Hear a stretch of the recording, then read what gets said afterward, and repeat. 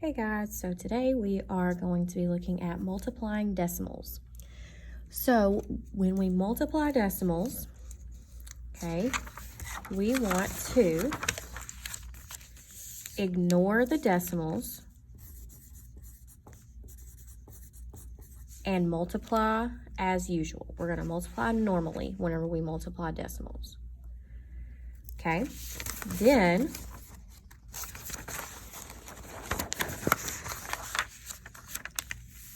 Then we count the total number of digits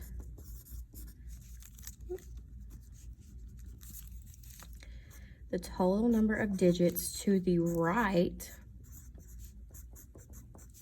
of the decimal in the problem. So up here we have our example 0.2 times 0.5. So step 2, we're going to count the total number of digits to the right of the decimal. So we have 1 in this problem and then 1 in this problem. So we have a total of 2 digits to the right of the decimal. Okay. Step 3, when we get our answer, so when we multiply it out, when we multiply 0.2 times 0.5, we're going to move the decimal the same number of times to the left in your answer. So a while ago we said we had two decimal places to the right of our decimal. So whenever we multiply this out, we're going to multiply our first number. 2 times 5 is 10. Carry my 1. 5 times 0 is 0. Plus 1 is 1. Then I can go ahead, I don't have to because it's all going to be 0, but I can go ahead and multiply my second number. 0 times 2 is 0. 0 times 0 is 0. So now I'm going to add 0 plus 0 is 0, 1 plus 0 is 1, and 0, bring it down.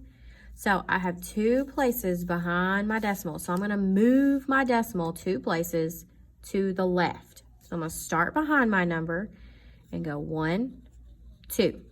So my answer for 0.2 times 0.5 is 0.10. Okay, so let's look at some more examples.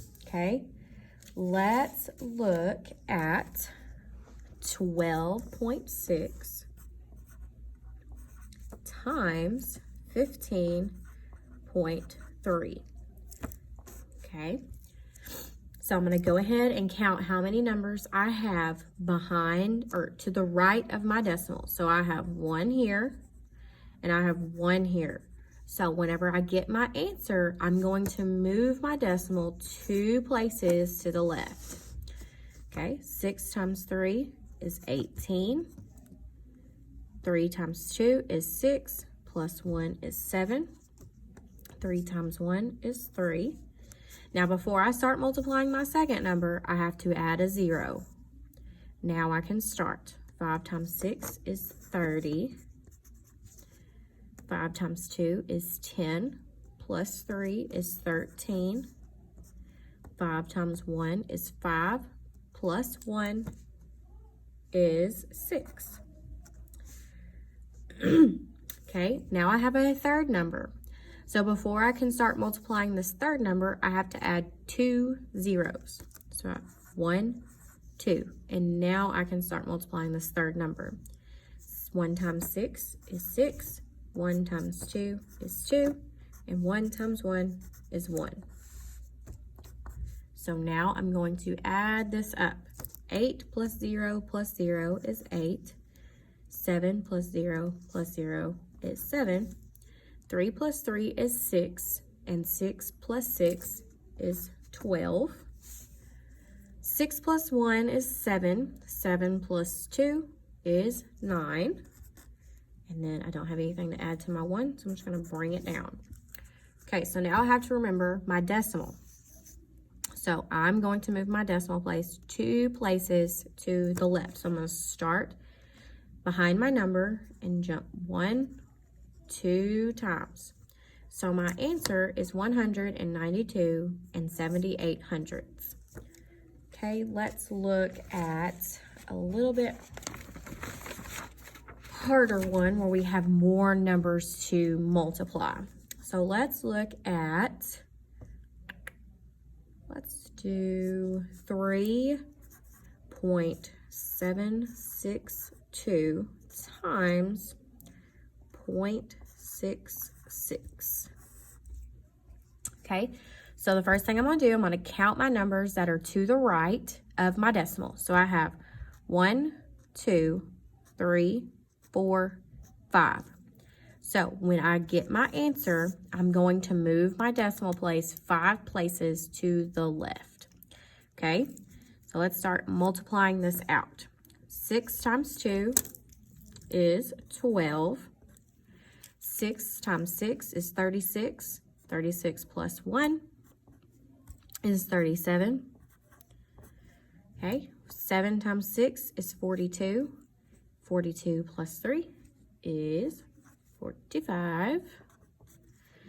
6 times 3 is 18. 18 plus 4, 19, 20, 21, and 22. Before I start multiplying my second number, I have to add a 0, and then I can start. 6 times 2 is 12. 6 times 6 is 36. Plus 1 is 37. 6 times 7 is 42. 42 plus 3 is 45 again. And 6 times 3 is 18. 18 plus 4, 19, 20, 21, 22 again. Now I'm going to add up my numbers. 2 plus 0 is 2. 7 plus 2 is 9. 7 plus 5, 7, 8, 9, 10, 11, and 12. And 5 plus 2 is 7, plus 1 is 8. Then we have 2 plus 2, which is 4. And then we don't have anything with our 2, so we just bring it on down. Okay, so now I have to remember my decimal. Okay, I have to move my decimal 5 places to the left. So I'm going to start back here at the end of my number. And I'm going to go 1, 2, 3, 4, and 5. So my answer is 2.48292. It's quite a long number, but this is why it's important to make sure you're lining everything up and doing it correctly.